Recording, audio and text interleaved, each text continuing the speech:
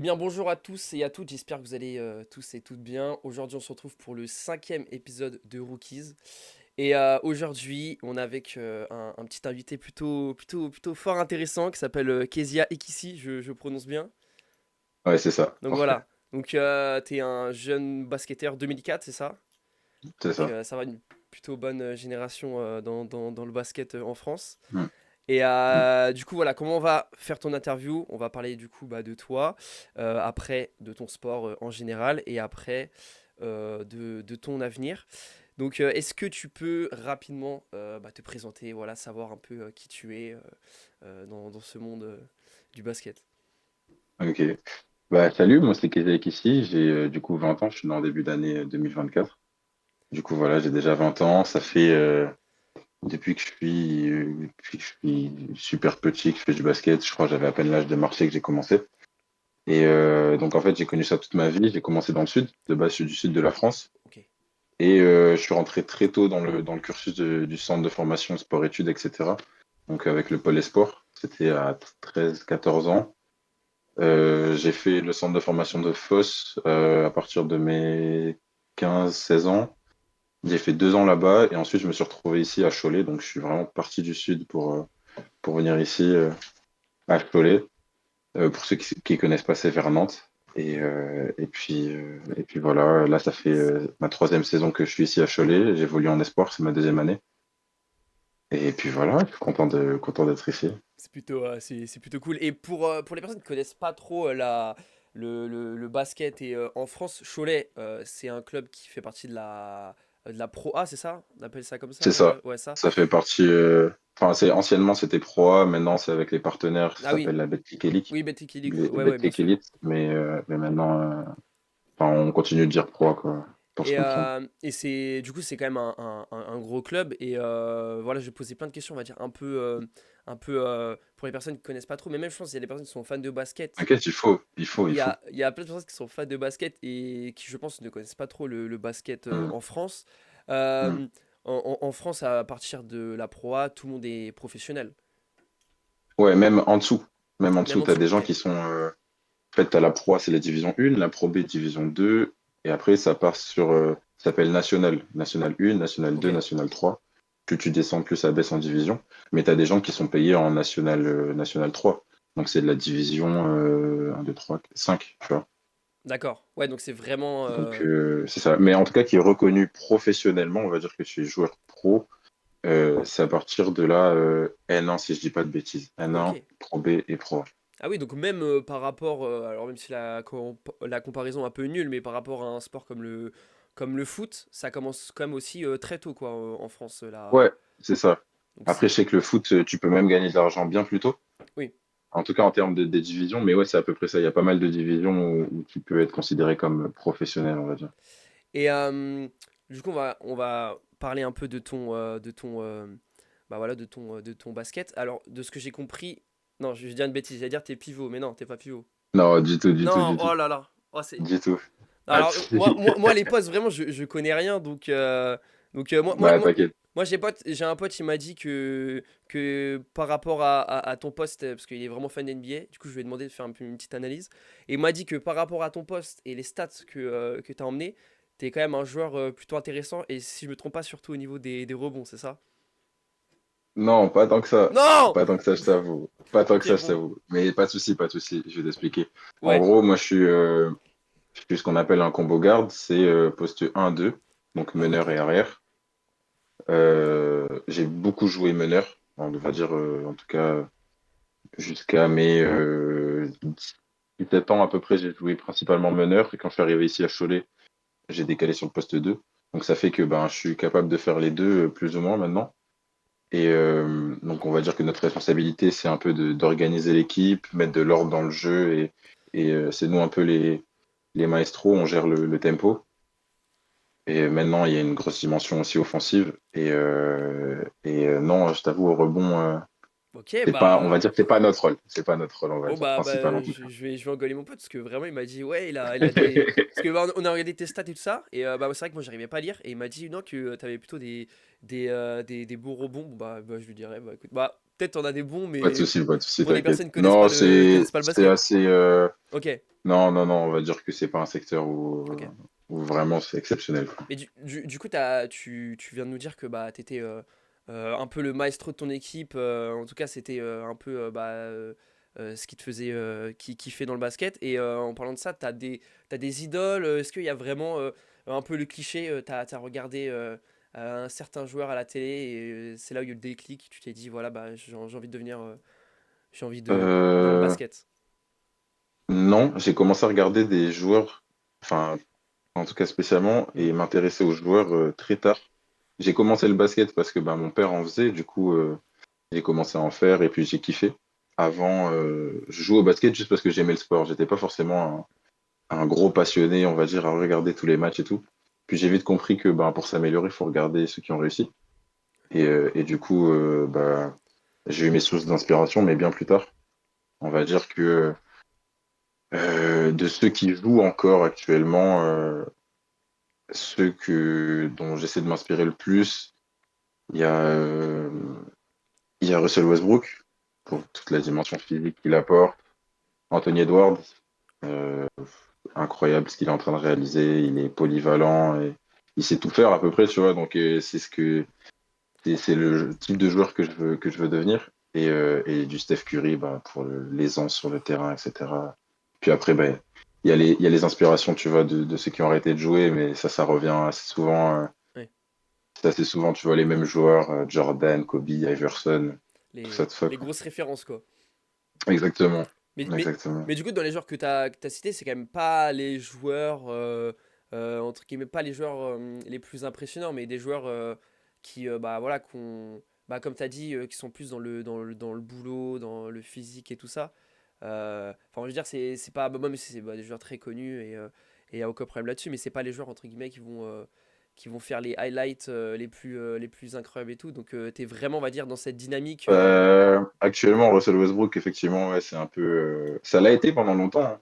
Ça l'a été un joueur au gros highlight, etc. Anthony Edwards, en ce moment, il en réalise beaucoup.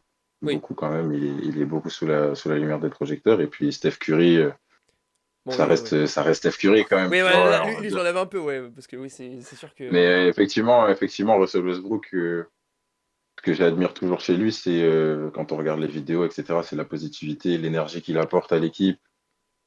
Tu sens qu'il fait plaisir et que lui, il prend du plaisir sur le terrain. Et ça, je pense que c'est le plus important pour durer dans le temps, en fait, Hmm. dans le monde professionnel. Ouais. Et du coup, c'est ce que tu aspires un peu à, Clairement. à devenir. Du coup, voilà, tu nous as expliqué tes idoles, mais du coup, on va dire si voilà, c'est plus, ça a été plus naturel d'aller vers le basket. T'es né dans ça et ça n'a pas été, on va dire vraiment, ouais, Mm. des idoles Non, non, non. ou des choses comme ça.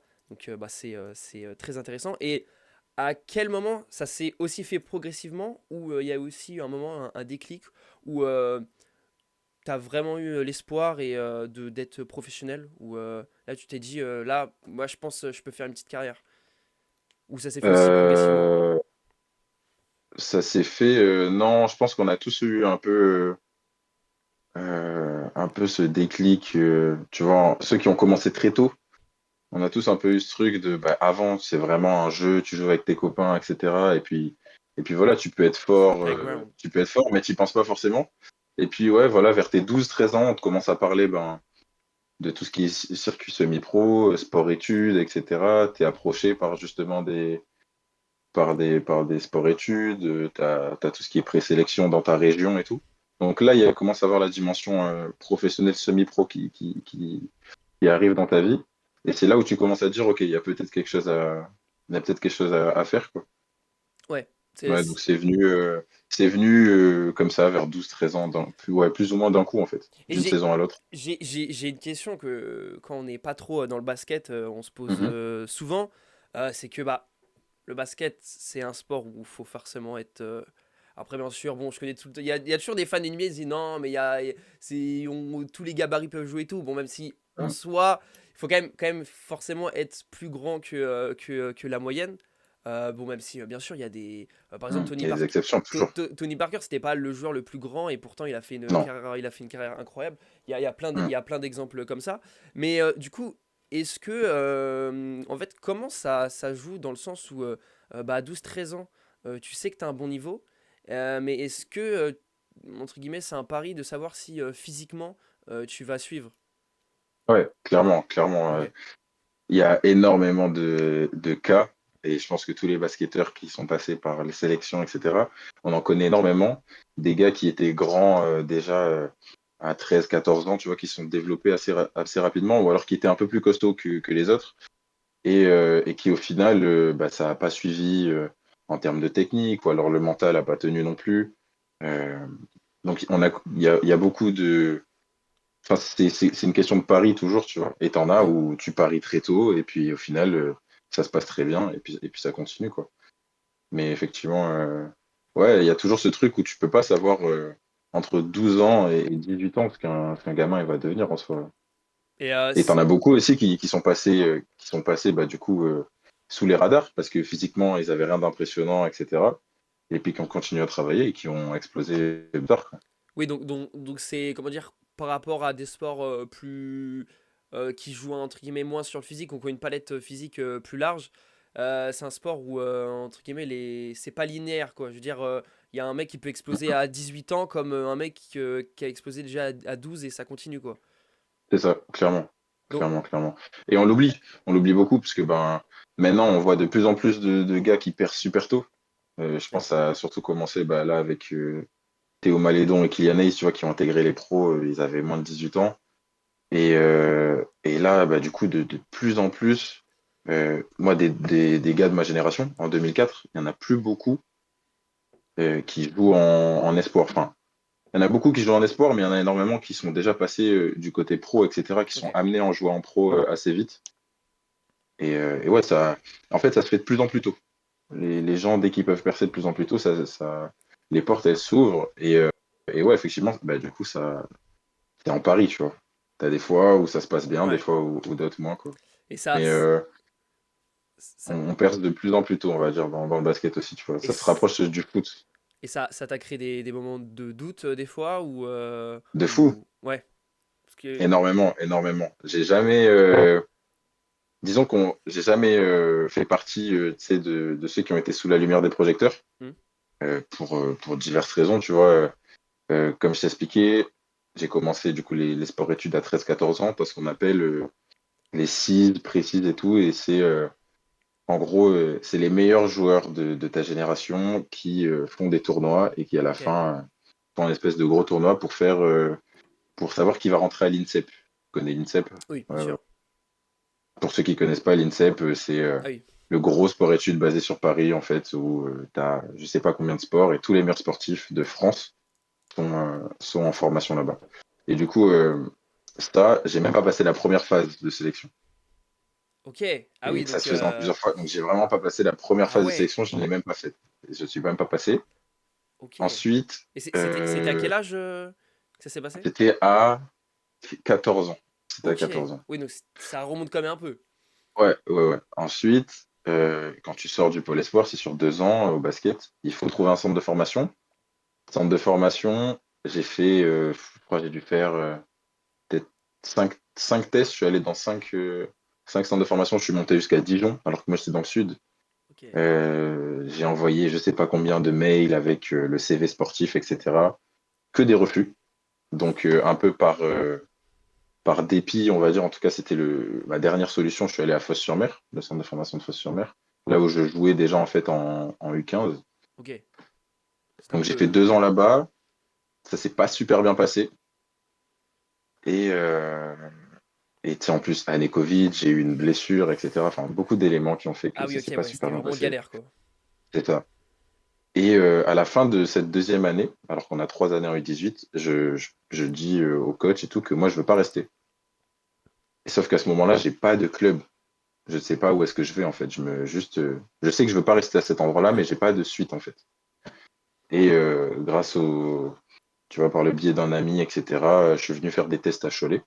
Ok. J'ai réussi à obtenir des tests à Cholet et ça s'est bien passé. Et j'ai fini à Cholet, quoi, qui est, en termes de formation et en termes de résultats, bah, c'est le meilleur centre de formation de France, quoi, en termes de basket sous les jeunes.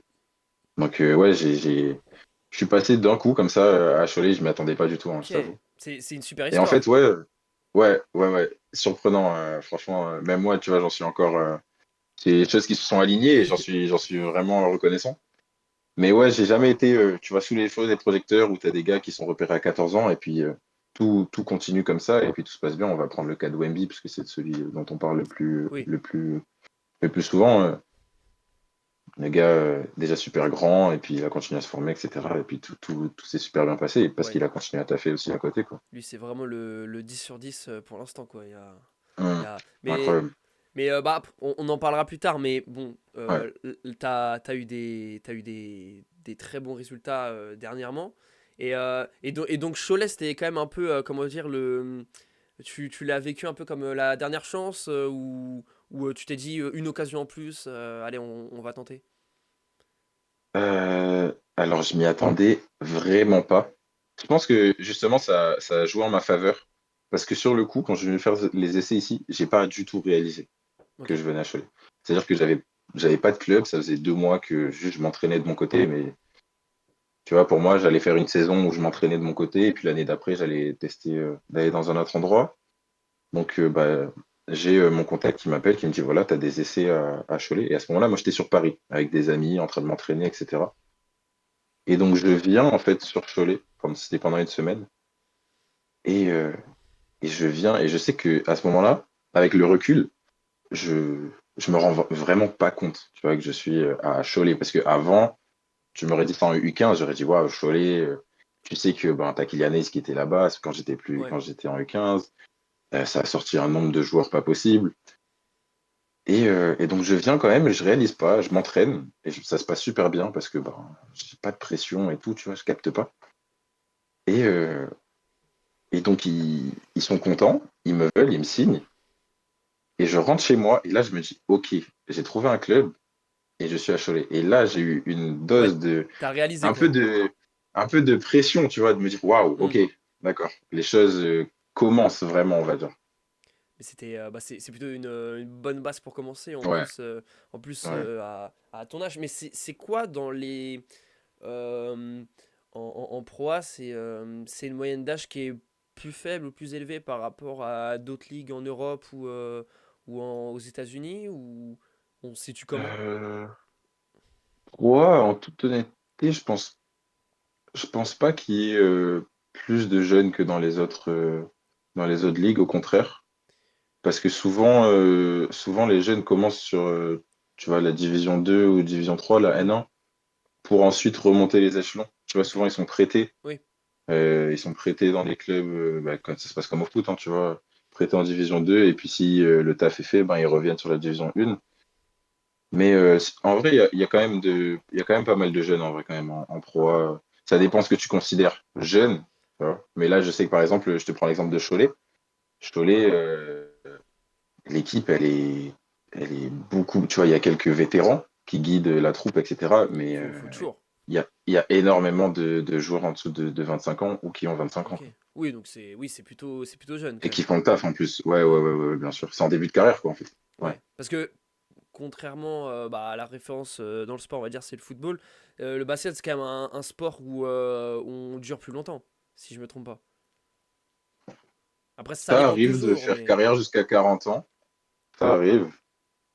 Euh, Ah, ça, je saurais pas te dire, tu vois. Je sais pas à quel âge vraiment on arrête, les footeux, ils s'arrêtent. Mais je ouais, sais que, hmm. ouais, basketteur, tu peux aller jusqu'à ouais, autour des 38 40 ans, on C'est stoppe, quoi. c'est courant ou c'est des cas exceptionnels? Ouais, non, c'est assez courant. Puis t'en as Ok, beaucoup aussi, tu vois, qui bah, par amour par le sport, tu peux toujours, tu sais, descendre en division et continuer à t'amuser oui, dans des ouais. divisions plus basses une fois que ta carrière professionnelle vraiment est terminée, quoi. Bah, c'est ça un peu la force de ce sport-là, il y a un vrai amour de ce sport-là et une vraie culture, quoi. C'est ce qui. Ouais, bah, surtout là, dans la région où je suis, ça m'a surpris en arrivant ici. Dans le sud, c'est pas du tout pareil. Ici, autour de Cholet, il y a plein de petits patelins, par exemple. Mhm. Ils ont tous un club de basket C'est et génial. tous les soirs de match, tout le monde se retrouve au terrain et il y a, je sais pas, enfin, toutes les salles, c'est des petites salles, tu vois, mais elles sont toutes remplies et tout le monde est là pour l'équipe. Et franchement, il y a un vrai amour du sport. Bah, ça, C'est ça, c'est kiffant à voir. ça, C'est ça, kiffant. ça doit faire plaisir parce que je pense dans le sud, ça doit être soit rugby, soit foot. Enfin, après, ça dépend où t'étais Ouais, dans le ouais, sud, ouais, ouais. mais. Bah, tu vois, à Fos où j'étais, quand l'équipe elle était ne serait-ce qu'en Division 2, il y avait personne hein, dans les salles. Il y Ah avait ouais. personne. Ouais, c'est Ah ouais, c'était pas. triste. C'était très triste. Mais. Ici, des équipes de départemental 3, tu vois, elles ont plus de spectacles et elles ont plus de spectateurs que ce qu'il y avait à Fos, quoi. Mais. De toute façon, C'est impressionnant. oula, pardon, au cours de la discussion, on va un peu parler de la France Ouais, ouais, ouais. et du basket. Mais une question du coup que je vais te poser, c'est que quand on se renseigne sur toi et qu'on voit ton palmarès, il y a pas longtemps, t'as eu quand même un beau trophée parce que tu as été champion de Mhm, France Espoir avec la Cholet U21, c'est ça? mhm, Si, c'est si ça. je me trompe pas. Et alors par contre, j'ai pas compris, pourtant j'ai recherché, mais j'ai pas compris. T'as été champion de France Espoir et t'as eu le trophée Futur, c'est ça? Du futur. Du Du Futur. futur, ouais. C'est quoi la Ouais. différence? Parce que c'est pas individuel, ça, trophée du Futur. C'est Non, par équipe non, non. aussi. Et Ouais. du coup, t'as raflé les deux, donc Mhm. félicitations. Merci. C'est quoi la différence entre les deux? En fait, tu as la saison qui se déroule avec t'as 34 matchs, si je dis pas de bêtises, dans la saison. T'as 34, donc tu rencontres toutes les équipes espoirs. Et à la fin de la saison, bah, tu as le premier, deuxième, troisième, etc. Enfin, dans les 18 équipes, quoi, tu vois, qu'il y a. Il y a des playoffs Et ben, c'est là où justement le trophée du futur, en du fait, dernier, c'est ok. un peu t'inquiète, c'est un peu une simulation, on va dire, des playoffs. En fait, c'est les 7 premiers du championnat Ok. Espoir Pro A qui vont s'affronter au trophée du futur, plus la première équipe du championnat Espoir Pro B, donc de Ok. la division 2. Ok, d'accord. Tu vois, donc les premiers en fait des espoirs Pro B, ils ont la chance d'aller aussi au trophée du futur. Ok. Et donc ouais, effectivement, bah, c'est un peu comme un quart, demi et finale, tu vois. Ah Et oui. donc on a été champion de France, donc on a été premier sur la saison l'année dernière. Et puis après, au trophée du futur, pareil, on Ah a, ouais. on a gagné, Donc on a remporté le trophée du futur. vous avez rien laissé aux autres, quoi. Non, franchement, c'était une année parfaite, ouais, ils c'était ont, cool. ils ont Franchement, même pas eu des miettes. Ils ont même pas eu ah, des là, miettes, ils ont non, rien cette eu. année, là, en plus, on a fait une belle finale. Franchement, c'était Ok. c'était une super année. Bah justement, Mm. ce que je voulais dire, je veux dire, comment t'as vécu cette année? Est-ce que voilà, t'as été content de ton jeu et surtout, bah, est-ce que ça t'a forgé pour ensuite plus tard, voilà, passer vraiment en full professionnel? Comment t'as vécu tout ça? Parce que c'était quand même, Bah, j'imagine une belle aventure, quoi. ouais, c'était une super aventure. Bah, en fait, je suis passé de U18 à U21. Donc, tu vois, j'ai changé de catégorie. Et, euh, et on avait deux leaders dans notre équipe qui sont Mathéo Leray et Lucas Dufel, qui sont en Pro B aujourd'hui et qui se débrouillent super bien en plus. Force à eux. Et, euh, et donc, en fait, l'équipe, en plus de ça, était super bien guidée. Moi, j'ai énormément appris durant l'année aussi, bah, de la part de Mathéo Leray aussi, qui était en fait au même poste que moi, mais tu vois, c'était le capitaine. Et moi, j'étais un peu son relais. Et même si j'ai pas fait énormément de matchs, parce que j'ai eu pas mal de blessures sur la saison quand même, Ok. j'ai eu des coups d'éclat, des sous-performances aussi. Donc, en fait, forcément, tu t'apprends en fait. T'apprends, ça te forge. On a la chance d'avoir un prépa mental aussi ici, donc il m'a aidé toute l'année. Et en fait, ça n'a pas été ma plus belle saison dans le sens où j'ai joué tout mon basket, j'ai montré tout mon talent, etc. Mais c'était une super saison parce que j'ai énormément appris, j'ai énormément grandi et ça, comme tu l'as dit, ça m'a énormément forgé pour la suite. Donc, bah, de la part des coéquipiers, et puis forcément, ça fait des super souvenirs et des espoirs qui peuvent dire on a fait le doublé.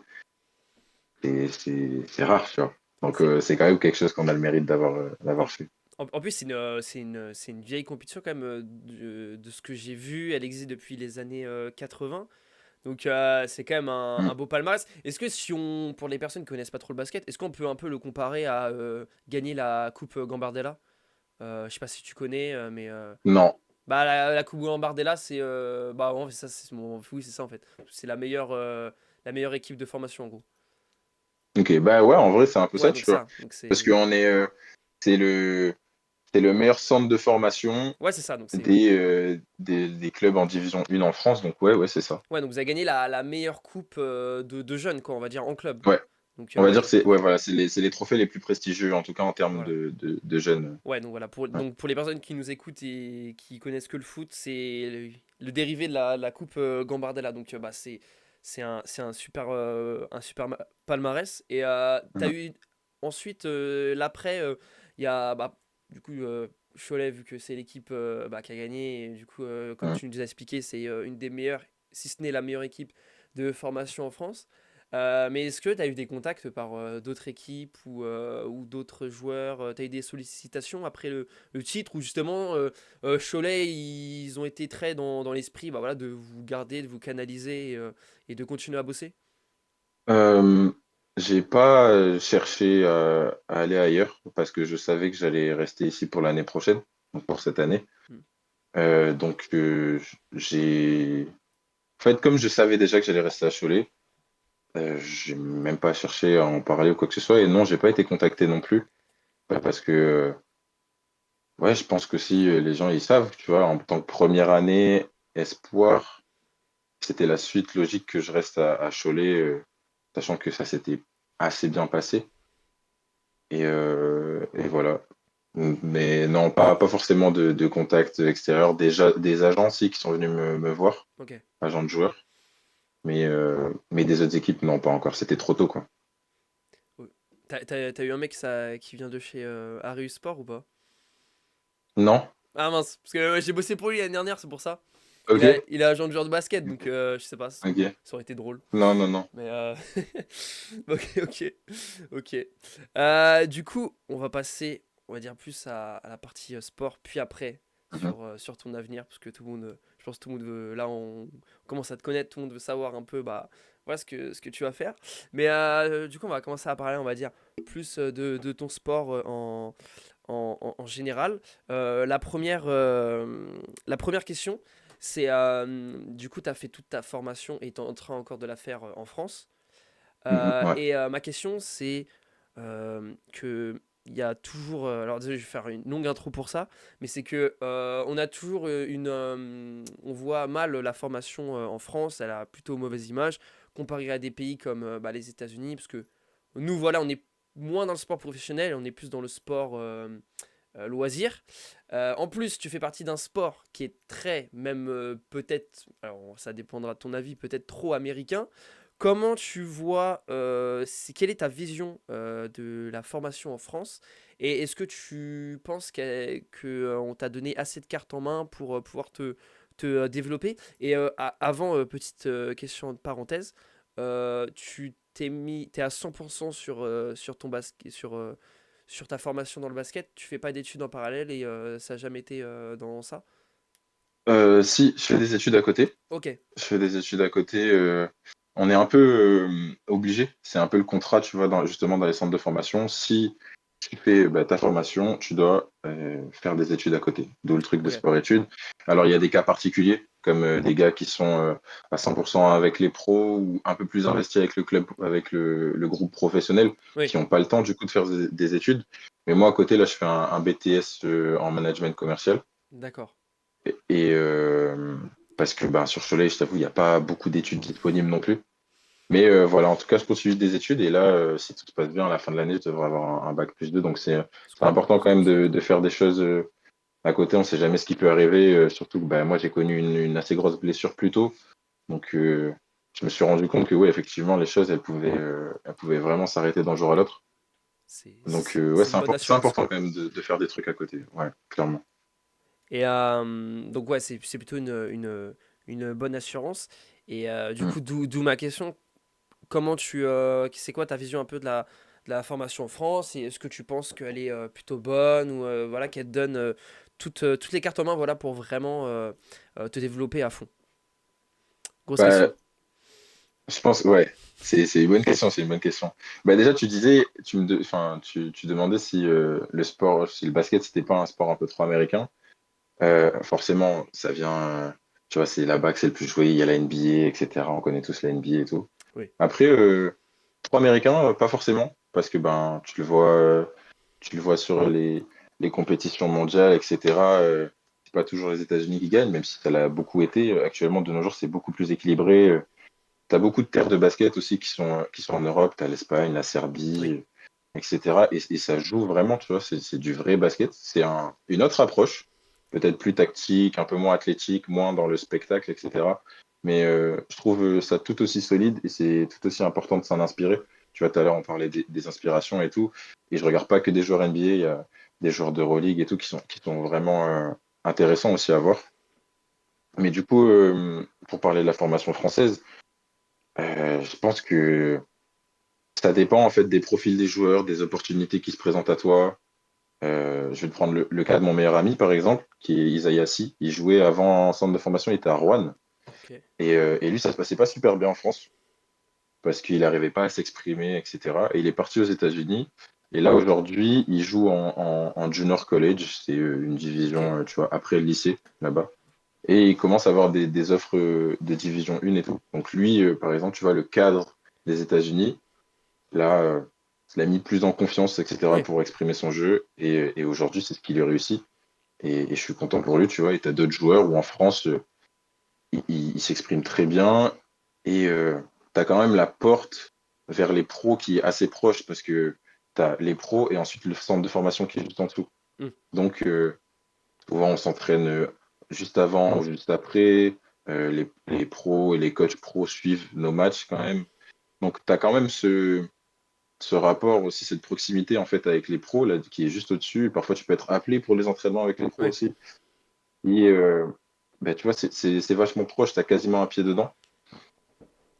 Donc, bah, en fait, la formation à la française, ça va dépendre des endroits où tu vas être, forcément. Tu vois, en fonction des clubs, des projets qu'ils ont pour toi et tout.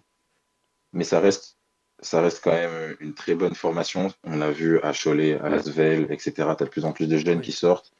Euh, la France qui est en train d'exploser aussi sur les drafts NBA. Chaque année, il y a de plus en plus de joueurs. C'est fou. Et puis, euh, et puis tu as voilà, cette éducation avec les clubs pro, tu vois, qui sont juste au-dessus de la formation et qui permettent en fait aux jeunes d'accéder assez rapidement au milieu professionnel s'ils en ont les capacités, quoi. Ok. Donc ce que t'expliques, c'est que pour toi, la formation en France, elle est beaucoup plus. Le rapport pro-formation est beaucoup plus proche que par exemple aux États-Unis et que c'est plus un Ouais, peu. États-Unis, c'est assez. Pour passer pro aux États-Unis, tu vois, c'est vraiment, faut tout déchirer. Ouais. Et bah, si tu joues pas aux États-Unis, à part la NBA, en vrai, vaut mieux s'expatrier, tu vois, et partir. C'est pas bien Partir la G-League. c'est autre chose. Ok. C'est autre chose. Tu vois, c'est vraiment, en fait, en termes de visibilité, en termes de salaire aussi, en termes de public, d'ambiance et tout, ça n'a vraiment rien à voir avec la NBA. Ok. Et comparé Rien du tout. à la G-League par rapport à la Pro A, la G-League est quand même supérieure ou justement ça peut. On peut hésiter. Waouh. Bah, t'as beaucoup de joueurs qui sont en G-League qui partent, tu vois, jouer Ok. en Turquie, en Serbie, en Espagne, en France. T'as beaucoup d'Américains qui jouent en France. Et justement, là, il y en a un qui est arrivé à Cholet récemment et j'ai eu cette discussion avec lui. Et, euh, et en fait, ça dépend de plein de trucs. On va dire que déjà en termes de salaire, c'est un peu mieux de partir à l'étranger Ok. pour un gars qui. Parce que les salaires, en fait, je crois qu'ils sont tous, si je dis pas de bêtises, hein, à vérifier, mais je crois qu'ils sont tous à peu près au même salaire en fait en G-League, à part si tu as un contrat qui te fait faire G-League et NBA en même NBA, temps. ok. Mais je crois qu'ils sont à peu près à tous 4000 euros, je crois, le mois. D'accord. Et en tant qu'Américain, bah, en fonction de tes talents, etc., tu peux quand même bah, gagner bien plus en France. Puis en termes rien que pour tu vois, le public, etc. Moi, je pense en tout cas que je préférerais jouer en Europe Ouais. qu'en G-League, quoi. Oui, donc c'est un peu plus vu la G-League comme un championnat de réservistes un peu. Ouais, un peu Ok. en vrai. Ok. Parce que c'est vrai qu'on n'est pas trop. Qu'on s'y connaît pas trop. Moi j'avais l'impression que voilà, G-League c'était un peu comme. Je sais pas, dans le foot, il y a la Ligue 1, il y a la Ligue 2. Mais c'est pas du tout le même rapport. Et en Non. plus, en Europe. Alors j'ai plus le nom de la Ligue des Champions, enfin de la Coupe européenne. C'est pas l'Europa Cup, c'est L'Euroleague? L'Euroleague, voilà, l'Euroleague. Ouais. Et moi, je Mhm. m'y connais pas beaucoup en Euroleague, mais d'après beaucoup de personnes dans le monde du sport, tout confondu, c'est Mhm. un des meilleurs systèmes de championnat.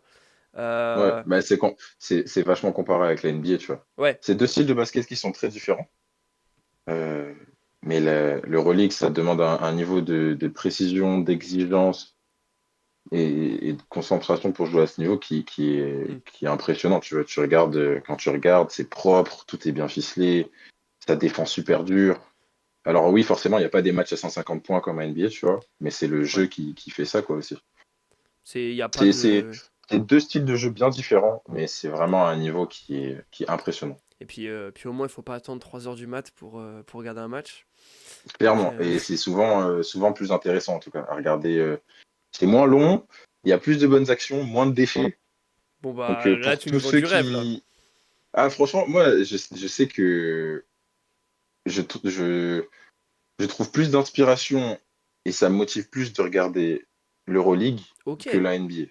ok, c'est super Parce intéressant, hein. que, parce que ouais, c'est rigoureux, c'est propre, c'est intelligent. Tu vois, là où en NBA, bah, souvent sur un match, tu vas avoir deux, trois joueurs que tu vas regarder tout le temps. Et puis va y avoir des passages de 5 minutes où ça fait que des allers-retours, ça s'arrête à 3 points, ça tire, ça rate, etc. Et puis au final, sur les réseaux, tu vas voir que les bonnes actions. L'Euroleague, c'est. Ouais, tu quittes pas ton écran des yeux, en fait. Tu regardes tout le Et, temps, il y a toujours et, un truc qui se passe. et c'est dû seulement au fait entre guillemets, comme tu nous as dit, de la stratégie des équipes ou par exemple que les règles entre la NBA et la FIBA sont différentes ou c'est juste. Enfin, je sais pas vraiment, mais Bah, c'est un peu entre je les pense que deux. c'est un tout. Je pense que c'est un Ok. tout. Euh, Faut pas oublier que la NBA, ça reste aussi beaucoup du spectacle. Oui. Tu vois. Ça reste beaucoup du spectacle avec les superstars, etc., dans chaque club et tout. Puis, je pense que la manière de coacher aussi est différente, les règles sont différentes. C'est vraiment une autre culture, quoi. Ouais. C'est une culture différente. Bah, c'est Mm. c'est vrai que moi, bah, là, il y a presque un an jour pour jour, j'ai eu la chance d'aller à New York pour regarder des matchs de NBA. Bah, Waouh, j'ai vu les deux équipes ok. Moi j'ai un flex, je sais pas si c'est un bon flex, mais j'ai eu plus de matchs de NBA en vrai que sur ma télé, quoi. Ok, Donc, très stylé. Très, très mais c'est stylé. vrai que quand on regarde bah, d'autres sports, c'est vrai que quand on se projette à NBA, on se dit, mais c'est quoi ce sport de zinzin, quoi. Parce que on voit 5 minutes de jeu, pendant 10 minutes c'est la pause, ça rigole, machin bidule, 5 minutes, et Ça, c'est ça pendant 1 heure et demie. Donc c'est vrai c'est que. ça. Et j'avais Une heure déjà et demie, vu. t'es gentil, hein. Ouais, 1 heure et demie, je suis Une gentil. heure et demie, t'es très Mais, gentil. c'est vrai que comparé à l'Euroleague, bon, même si ça reste le basket, c'est les mêmes règles, mais il y a moins ce côté. Il y a moins ce côté, je sais pas comment dire, au moins ce côté, on va regarder un spectacle, quoi. C'est ça. Et qui Là, pour. c'est basket, gagner, etc. Alors que C'est ça. t'as quand même des clubs, tu vois, pendant la saison NBA qui laissent passer des victoires. Sur 84 matchs, Il y en a c'est beaucoup en plus. impossible de. Les gars, ils jouent deux matchs d'affilée, ensuite ils se déplacent à l'autre bout des États-Unis pour jouer, etc. T'as des matchs que tu laisses passer, tu vois, et puis même tu le vois souvent, ça commence vraiment à jouer dans le quatrième quart-temps, et puis après, c'est quand ça parle des playoffs, etc., que là tout le monde commence un peu à se réveiller et tout. Alors Ouais. que, ouais, non, l'Euroleague, du début jusqu'à la fin, ça joue la gagne, quoi. Non, mais c'est hyper intéressant ce que tu dis parce que c'est vrai qu'on ne connaît pas le basket. Enfin, quand on connaît pas trop le basket, on se Mhm. dit bah la NBA c'est la référence Mhm. et le reste, enfin je dis en mode méchant, mais c'est sûr il y a des personnes qui pensent comme ça. Mhm. Le reste c'est acheté, il y a rien. C'est Mais moindre, quoi, ouais. du coup c'est hyper intéressant d'entendre ton avis ou voilà quoi la NBA. Je sais pas si ma métaphore va être bien, mais entre guillemets, la NBA, c'est la vitrine du basket. C'est la vitrine du basket où bah voilà, c'est là où on voit les meilleurs joueurs, l'histoire, le spectacle et tout ça. Mais Voilà, après, ça reste historique, et puis il faut pas oublier que les joueurs à NBA, ça reste quand même des monstres. ah bah oui, oui, oui, Tu les mets sur n'importe quel terrain de basket, les gars, ils sont forts quand même, tu vois. bien sûr. Mais c'est une autre culture, c'est vraiment une autre Oui. culture. Et C'est dur de puis, comparer, quoi. ça reste comme d'autres sports où chaque ligue a sa spécificité.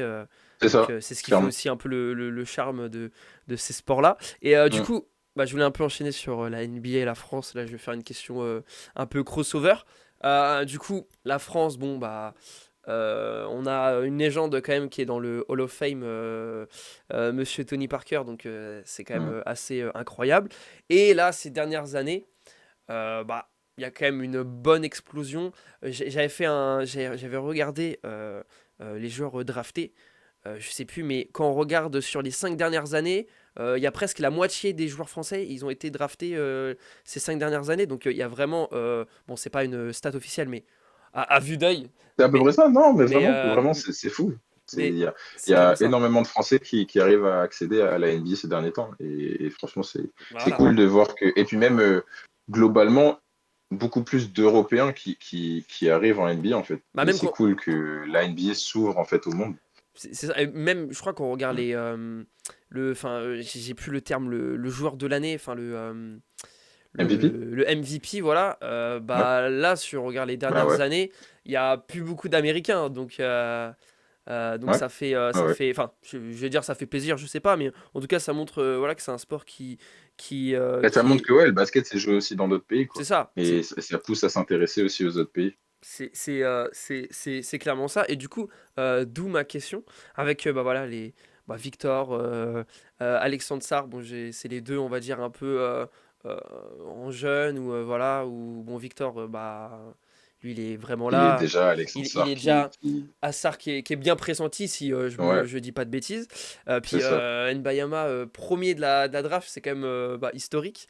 Comment tu Mm. vois l'expansion des Français en NBA et est-ce que tu penses que c'est quelque chose qui va être durable où on a vraiment une génération en génération dorée? Après aussi, par exemple en Europe, euh, on est le deuxième marché NBA en Europe. Je crois le premier c'est l'Allemagne si Mm. je dis pas de bêtises. Donc on commence à devenir un pays de basket. Comment tu vois tout ça, tout simplement? En fait, je pense que juste bah, la NBA, ça a énormément influencé le basket universel, tu vois. Et du coup, forcément, ça influence les jeux de tous les joueurs du monde, en fait. Et tout le monde tout le monde rêve de la NBA, tout le monde a pour objectif la NBA. Et donc, tout le monde s'en inspire, tout le monde intègre en tout cas un peu ce style de jeu. Et puis, tu vois que même partout, tu vois, tu as toujours un ou deux gars qui ont un style vraiment, on va dire, américain, entre guillemets, bah, de scoreur, Ouais. athlétique, etc., dans chaque club. Et, et ouais, en fait, je pense que c'est juste, tout le monde se met à la page et au niveau NBA, en fait. Et donc bah, tout le monde a ses chances, en fait, on va dire, de plus en plus, en tout cas. Je Et regarde un mec, euh, un mec de 2 m 20, et ça, on sait même pas s'il fait pas plus. Qui tire à 3 points, qui peut dribbler comme en extérieur, etc. C'était impensable il y a quelques années. Et puis maintenant, tu regardes, maintenant, il y a plus un joueur intérieur qui est pas capable de tirer à 3 points, quoi. ouais, bah ouais, non, mais le niveau Et ouais, commence c'est à très être rare, quoi. ouais. Mm. Et du coup, t'es plutôt confiant, on va dire, sur l'expansion de ce sport ici. Euh, est-ce, En France, est-ce que tu penses que c'est un sport populaire en France ou pas? Parce que en ouais. ce moment, c'est vrai qu'il y a quand même un débat où bah, il y a des personnes, bah, du coup comme toi, qui pensent que c'est devenu un des sports les plus populaires. Et il y a d'autres personnes qui voilà, pensent que c'est un sport qui est populaire, mais très de niche, où c'est une communauté qui est très forte. Qu'est-ce que tu penses un peu de ça? Non, c'est populaire. Je crois qu'on est, je crois, troisième ou deuxième en train de se battre avec le rugby en France, tu vois. Le football, ça Hmm. reste premier, mais c'est. Puis en plus de ça, tu regardes avec tous les trucs de ressembler à un Américain, etc. Le truc qui te rapproche le plus du monde américain, on va dire que c'est le basket. Donc, tu as de plus en plus Ouais. de gars aussi qui font du basket pour ça, etc. Donc, oui, je pense que c'est un des sports les plus populaires. De toute façon, c'est très rare maintenant quelqu'un qui ne connaît pas le basket. Est-ce que j'ai une question. Est-ce que c'est possible d'être fan de NBA, mais comment dire, de pas être fan de la culture américaine? Parce que c'est vrai que c'est Ouais, tellement pas ouais. dissociable. Ouais, je pense, ouais, c'est rare, C'est c'est dur, rare hein. quand même, ouais, moi j'ai Mais, jamais vu, tu vois. ouais, oui, je pense, bien sûr, tu peux juste être amoureux du sport et kiffer. Bon, après, tu as quand même cette dimension de tout est grand, tout est fait fois 1000, les paillettes, etc., le Ouais, spectacle. Mais tu peux kiffer le sport et puis, ouais, pas te sentir proche de la culture américaine, quoi, je pense. Je pense, hein. bah, non, bah, moi, Mm. je suis d'accord je suis d'accord avec ta réponse. Et du coup, j'avais une autre question, mais tu m'as même carrément répondu, parce que c'était les grandes différences entre la NBA et la FIBA slash NLB, enfin la Ligue nationale de basket, si je dis pas de bêtises. Mais Mm. du coup, tu nous l'as expliqué. Et est-ce que tu sais, pour les personnes qui nous écoutent précisément, il y a certaines règles, je crois, au niveau du temps qui sont différentes, c'est ça? Euh, Elle est short ma question, je désolé. crois je crois que tu as un truc au niveau. Tu peux pas rester 3 secondes dans la raquette en défense. Ok, Ça, en Europe, on l'a pas. À part si, je crois, enfin, tu vois, il y a des règles un peu différentes, même au niveau des marchés et tout. Aux États-Unis, ils sont beaucoup plus conciliants dessus. Nous, ça reste quand même assez strict. Non, il y a quand même des règles qui diffèrent et ça reste. Je pense que en fonction de là où tu joues, aux États-Unis ou en Europe, t'as quand même, euh, ouais, tu as quand même quelque chose à étudier. Tu vois, tu as le dossier des règles quand même à étudier pour ouais. savoir ce que tu as le droit et pas faire parce qu'il y a quand même des bonnes différences. Tu le vois quand même. Ça Et, modifie assez le jeu. et ça modifie dans quel sens que c'est un jeu plus tactique, comme tu l'as dit, ou un jeu plus rapide Ouais, tu vois, sur les marchés au départ, etc. Ça te permet d'être plus rapide et tout. Ok, C'est, ouais, si. En tout cas, au niveau du truc athlétique et tout, ouais, quand même, ça modifie ok. pas mal de trucs. D'accord. Bah c'est ouais, donc c'est Genre, tu regardes, ça t'as favorise beaucoup le de jeu. dunks connus et tout. Ouais, voilà, t'as beaucoup de dunks connus et tout. Où tu regardes le truc et tu dis, ok, non, il y a quand même gros marché, mais enfin voilà, D'accord. quoi. Pour le spectacle, on le laisse. Hmm. Non bah super super. Bah du coup on va parler de la troisième partie, ton avenir. Parce que voilà, Mhm. t'es tout jeune, bah t'as 20 ans, parce que tu viens Mhm. de, t'es né en janvier, le 8, c'est ça? Mhm. C'est Voilà, ça, puis bien joué. j'ai bien retenu. Euh, Où tu te vois honnêtement, tu te vois où dans 5 ans? Dans 5 ans, waouh, bonne question. Euh, c'est une très très bonne question. En fait, c'est dur de pouvoir répondre quand tu sais qu'il y a des choses qui peuvent se passer extrêmement rapidement, Hmm, comme ça peut prendre des années, tu vois, comme je t'ai dit, tout jeune, j'ai mis allez, 4 ans à rentrer dans un vrai cursus de formation, tu vois. Je suis passé d'un centre de formation ben, un peu moyen, on va dire, à Cholet d'un coup. Ça s'est fait en 2 mois, tu vois. hmm. Et donc, ça peut aller super vite dans le basket, dans les deux sens en plus. Mon objectif, en tout cas, c'est que dans 5 ans, mon nom, déjà, il apparaît sur des listes NBA, etc. Tu vois. Ok. Ça reste un objectif pour moi, la NBA, clairement. Bah ça va être ma deuxième question, mais du coup c'est ouais, Voilà, tu vois. c'est vraiment un objectif. Ouais. C'était un rêve d'enfant et puis c'était devenu un vrai objectif. Et, donc, ouais, ça reste l'objectif.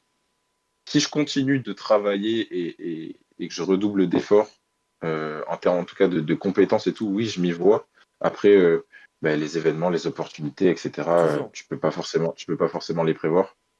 Mais en tout cas, ouais, je m'y verrais bien, quoi. Et c'est Forcément. honnêtement, c'est Ouais. le fait voilà ton profil, le fait que tu as gagné le championnat de France espoir, est-ce que c'est possible d'atteindre pour toi la NBA ou en tout cas, alors je sais, il y a une différence entre jouer en NBA et en tout cas être drafté, c'est ça. Ouais, Mais c'est un c'est objectif ça. qui est vraiment réalisable ou comment dire, Alors, je c'est suis assez compliqué. honnête avec moi-même. Je suis assez honnête avec moi-même. La draft, personnellement, j'y crois pas. Tu vois. Ok. Tu peux être drafté qu'à 22 ans maximum et que mon nom apparaît sur les listes dès la saison prochaine, etc. Ça serait un peu, tu vois, commencer à rêver, en toute honnêteté. Bah, moi, je fais ton maillot Après, hein, si jamais, hein. avec plaisir, je te l'envoie même. Et en fait, t'as beaucoup de joueurs maintenant qui passent par la deuxième porte, on va dire, où t'es pas obligé d'être drafté. Tu regardes Ok, l'année dernière dans le roster de Miami, qui font la finale quand même, finale des playoffs et tout. Je crois que t'as que deux joueurs qui sont draftés dans le 5 de d'accord. départ. Tu vois, et t'en as trois qui sont passés par les portes de sortie. Et donc, aussi, c'est là où on en revient un peu aux joueurs européens. T'as beaucoup de joueurs qui passent pas forcément par la draft et puis qui sont très très performants dans leur championnat et qui ont des offres, qui ont des offres de la NBA, tu vois. Et je penserais plus à un parcours comme celui-là, pour Ok. moi, parce que je veux aussi découvrir d'autres championnats, d'autres cultures du basket. Tu vois, j'ai eu la chance quand j'étais plus jeune d'aller jouer en Serbie. C'est une autre manière aussi Ah, c'est cool. d'aborder le jeu et tout. Et je veux découvrir un peu tout ça aussi. Donc, ouais, honnêtement, la draft, j'y crois pas. Mais par la suite, en tout cas, je me dis, si je continue de travailler, ouais, d'augmenter mes compétences et tout ça, Ok. Donc il n'y a aucune raison, quoi. t'as quand même des... Tu mises quand même plus le long terme, Ouais, mais ouais, ouais. avec quand même un gros objectif quand même d'atteindre la NBA. Ouais, Mais ouais, bah c'est clairement réaliser le rêve d'enfant, tu vois. Ouais, ah bah, C'est réaliser le ça doit rêve être... d'enfant. quand on pense qu'à Mm, ça depuis tout petit, ça doit être incroyable. mm, C'est... mm. Mais, comment dire, c'est un objectif qui te stimule vraiment pour te lever, pour te réveiller tous les matins, pour aller t'entraîner? Ou, comment dire, tu penses un peu à ça au second plan? Tu dis, je me donne à fond moi-même, et puis, bah voilà, si ça porte ses fruits, bah à la fin, ça va être la récompense. Mais où C'est une t'es bonne vraiment question, ça. obsédé par ça? C'est une très bonne question. Il y a un moment où je l'ai mis de côté, où c'est presque plus cru en moi, en tout cas, tu vois, je pensais que j'avais plus de chance, en tout cas, Ok, d'aller jusque-là et tout. J'ai vraiment mis ça un peu en arrière-plan. Il y a eu plein de phases de doute, etc. Et, je bossais plus tant que ça, en fait, même sur moi-même, tu vois. J'étais ok, beaucoup, je passais beaucoup de temps à réfléchir, etc., plutôt que juste aller prendre un ballon, m'entraîner et ouais, progresser et me dire, bah écoute, il m'arrivera ce qui m'arrivera, tu vois. Là, maintenant, aujourd'hui, je réfléchis plus du truc de, je sais que si je veux réaliser ce rêve d'enfant-là, il faut que je bosse, oui, tu vois.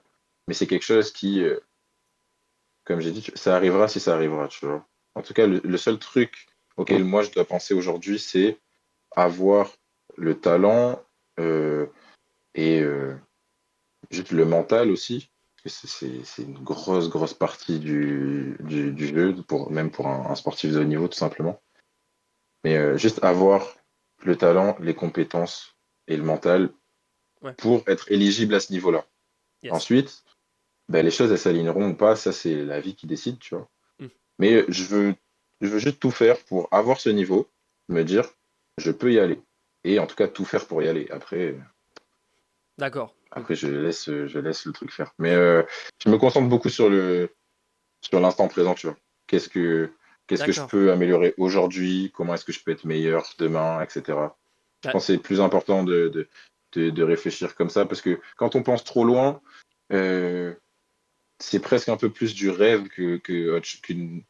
Que c'est beau de rêver pour se motiver de temps en temps, oui. mais les choses en soi, tu les fais maintenant, quoi. Tu les fais pas dans 5 ans. Oui, donc tu veux pas que la NBA soit un rêve, tu veux plus que ce soit un objectif réel, quoi. Ouais, c'est un moteur, tu Hmm. vois. C'est un moteur. Pour ça, ben, je continue de regarder les joueurs qui m'inspirent le plus. J'ai dit, OK, ce gars-là, il a ça, ça, ça. Et moi, ben, de lui, je veux pareil, je veux avoir ça, ça et ça. Il faut que je bosse sur ça. Et donc, si je veux bosser, c'est aujourd'hui, en fait. Ouais, Et tous les jours, je me réveille et je me dis, bah, aujourd'hui, il faut que je bosse sur ça pour que demain, je me rapproche un peu plus de ce gars-là, tu vois. Donc, ouais, ça reste un objectif. Ouais, c'est ça. C'est un objectif et pas juste d'accord. un. J'ai un peu enlevé cette portion de rêve. Ouais.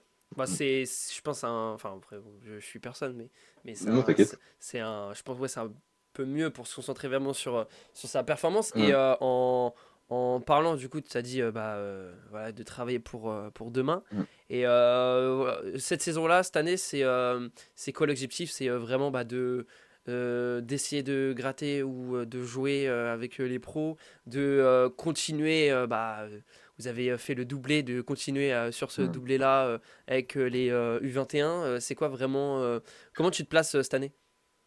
Alors collectivement, on fait pas du tout la même saison que l'année dernière, hein, pour être honnête. Ok, Déjà, le championnat espoir est beaucoup plus homogène. L'année dernière, il y avait vraiment deux, trois équipes en tête de liste, et puis le reste, ils se battaient entre eux, tu vois, mais c'était vraiment les deux, trois ok, premiers qui se disputaient la première place, et même, je crois qu'on a été champion de France avec deux ou trois victoires d'avance. ok. Cette année, là, je crois que si j'ai regardé le classement tout à l'heure, c'est entre le quatrième et le huitième, même un peu plus, tu vois. C'est quoi? C'est une ou deux victoires d'écart, donc tu sais pas ce qui va se passer. Ok. Et nous, ça a été beaucoup plus compliqué l'entame de saison, et même actuellement aussi, on a du mal à se trouver. Pareil, du mal à trouver un leadership, etc. Donc là, on est plus focus, on va dire, match après match, et le but, c'est de se qualifier pour le trophée du futur Ok. qui aura lieu du coup en fin d'année, donc faire partie des sept premiers, parce que la première place, ceux qui sont en première place sont vraiment loin devant par contre en termes de victoire. Ouais. Et donc ouais, plus focus sur trophée du futur, et ensuite au trophée du futur, les cartes elles sont un peu, tu vois, redistribuées, vu que tu gagnes, tu restes, tu perds, tu sors. Donc il faut juste Sauf faire l'année trois dernière. victoires. Euh, bah, Si, l'année dernière, c'était pareil, tu vois, on pouvait être premier, Oui, oui. être champion de France, tu vois, mais si on perdait, Ouais. c'était fini pour nous, quoi. Ouais, mais bon, vous avez tout cassé quand même. Ça va. Après, l'année dernière, ça s'est bien passé pour nous, quoi. Franchement, on Ouais. était en confiance et tout. Ouais, Et, c'était la continuité, c'était la suite logique. Mais en et, tout cas, moi, je me dis, il y a une chance quand même pour le trophée du futur. et comment tu vous expliquez le fait que les résultats soient un peu plus faibles? Il y a dans le management, il y a des personnes qui sont parties ou qui a été différent Euh, ou des joueurs Comme je te clés. dis, les deux leaders de l'année dernière, eux, sont passés en pro. Ok, Et, euh, et c'était un peu, du coup, à nous qui passions deuxième année, les 2004, de reprendre un peu le leadership. Et moi, à titre personnel, déjà, j'ai eu un peu de mal à aussi, pareil, à prendre la place que je devais prendre, à faire les performances que je devais aussi. ok. Donc, les choses sont assez mal entamées et tout. Et même encore aujourd'hui, j'ai des phases de doute dans mon jeu et tout. Donc, c'est pas évident, on va dire ça. Il y a des choses bien qui se Ok. passent, d'autres moins bien. On est septième actuellement, donc on est quand même, tu vois, dans la course au trophée du Ouais. futur. Mais on va dire que ouais, voilà, on n'a pas la place dorée qu'on avait l'année dernière, quoi. Ok. Mais on y Mais, travaille. Et puis à mais titre individuel là, pareil, tu vois, c'est toujours voir moi ce que je peux améliorer pour avoir le niveau qui va me permettre d'avancer. Ensuite, les portes s'ouvrent ou pas, mais et que, en tout cas, si demain je veux qu'il y ait des choses positives qui se passent pour moi, il faut que déjà mes performances au cours des matchs, elles soient meilleures, que j'ai plus d'impact sur l'équipe, même si c'est déjà pas trop mal, il faut toujours continuer à augmenter ça. ouais. Et puis, et puis ouais, là, pour passer avec le groupe pro, c'est un peu tard, tu vois, c'est un peu la fin de saison et tout. Mais j'ai déjà eu l'occasion d'être deux fois sur le banc avec eux, de faire des entraînements avec eux, donc pareil, tu vois, je me dis que c'est positif en fait, c'est Ouais. que bah, j'ai ce qu'il faut pour être amené à m'entraîner avec eux et ils me font confiance quand je viens avec eux sur le groupe des entraînements et tout. Donc je me dis voilà, j'ai quasiment un pied dedans et je suis pas loin. Il suffit juste de pousser un peu plus le truc C'est encore le. et puis on y est quoi. Il reste plus qu'à travailler, quoi, en gros. Comme d'hab, toujours.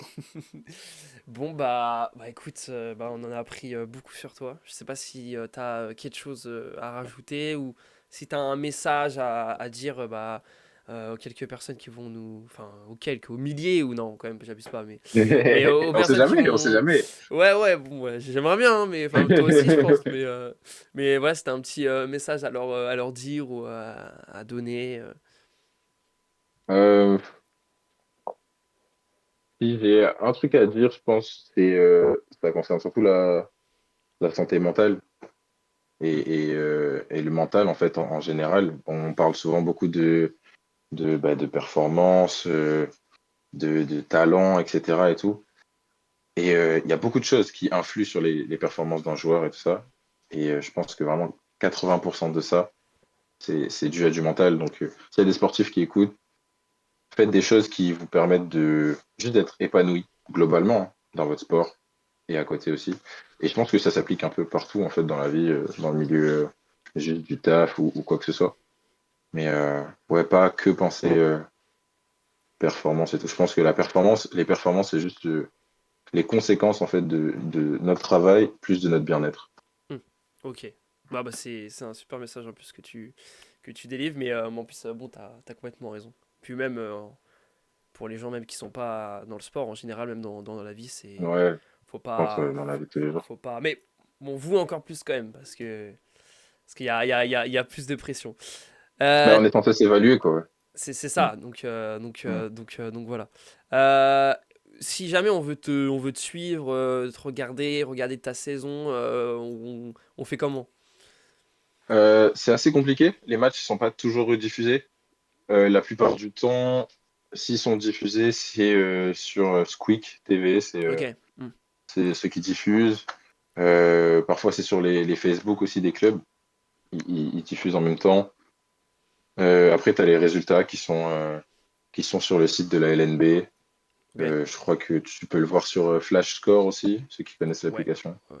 Donc, il y a quand même plusieurs moyens de voir les résultats, en tout cas. Les suivre en direct les matchs un peu plus complexes, ça peut se trouver. Mais en tout cas, les résultats sont assez accessibles. Ouais. Et toi, sur tes réseaux, t'es actif sur Insta, de ce Et je que l'ai j'ai vu? fait, c'était dur. C'était Ouais. dur. Là, j'ai un nouveau petit projet que tu vois, je développe sur le côté où justement je veux parler un peu de mon quotidien Hmm.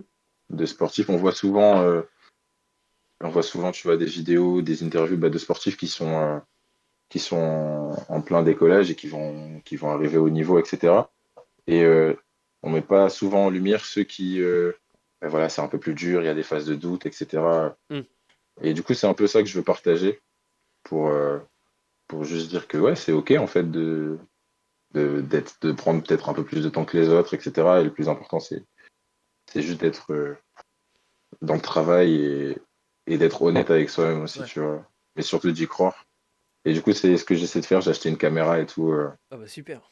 Donc, ouais, on va essayer de faire quelques trucs et d'être un petit peu plus actif. Surtout, il faut que je sois régulier en fait sur mes réseaux. Mais Ouais. il y a mon Insta, kezia.eks, si je dis pas de bêtises. Ouais, ouais. Voilà. Ouais, je crois que t'as dit bon. Bon, par contre, appelle juste pas l'émission Rookie parce que sinon c'est chiant. Mais bon, après tu peux, mais juste c'est chiant quoi. C'est. Ça marche, t'inquiète, t'inquiète. Enfin, donc voilà. Bon, bah, on arrive à terme du petit podcast. En tout cas, c'était super intéressant. T'as dit, non, vraiment, t'as été super bien. Bah, Donc, merci, merci. merci à toi de Merci à toi. nous avoir parlé et reçu. Et bah voilà, hein, peut-être quand tu seras au port de la NBA, on aura une interview Qui sait, on exclusive. l'espère, Oh, l'esclus de on ouf. l'espère. Non, mais bon, Ça bah serait même. cool, hein. Ah bah, plus que cool, ouais, mais bon, c'est En espérant que tu c'est développes tout ce que aussi de je te ton souhaite. côté en même temps. Ouais, Mm. bah, bah comme tous les deux, on se donne les moyens, c'est ce qui compte dans la vie. Mm. C'est ça. Donc voilà. En tout cas, merci à tous de nous avoir suivis. Normalement, le prochain épisode, si je dis pas de bêtises, c'est un rugbyman qui joue au Stade Français, donc ça va être aussi intéressant. Bon, ça va pas être pareil, parce que lui, il me surnomme déjà mon petit poulet, moi, Tu le connais. ouais, c'est le rugby, ça. Non, en plus, je le connais vraiment Ok. pas. Je le connais vraiment pas, mais Ah ouais? c'est juste les mecs du rugby, ils sont en détente. Je pense que ça va être aussi intéressant. Ah, ça Mais peut être drôle, ouais. donc voilà. Bon, on se retrouve pour un prochain podcast. Voilà, n'hésitez pas, vous connaissez à vous abonner. Même, il y a des avis sur Spotify là. Donc mettez 5 étoiles. Donc voilà. Vas-y, à la prochaine tout le monde et à plus. Ciao.